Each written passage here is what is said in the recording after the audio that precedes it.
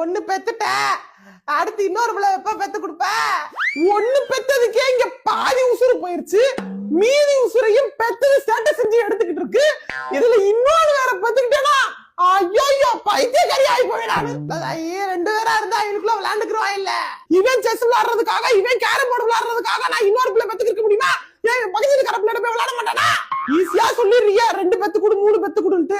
உங்களுக்கு என்ன அழகா கையில குழந்தைய 10 நிமிஷம் வாங்கி கொஞ்சிட்டு திரும்ப எங்கள்கிட்ட கொடுத்துருவீங்க.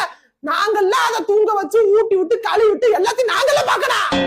நான் dance little princess, mentally rest mental piece எனக்கு இல்லாமையா போயிருச்சு. நீங்களா அந்த காலத்துல எப்படிதான் 7 பிள்ளைல பெத்தீங்களோ, போர் அடிச்சதுக்குலாம் நீங்க பிள்ளைய பெத்துட்டு வீட்டுக்குள்ளே பள்ளிக்கூடம் நடத்திட்டு எங்களை வேற உசுர வாங்குறாங்க. இன்னைக்கு பேம்பர்ஸ் என்ன ரேட்டு விக்கி தெரியுமா? ஸ்கூல் பீஸ் என்ன ரேட்டு விக்கி தெரியுமா?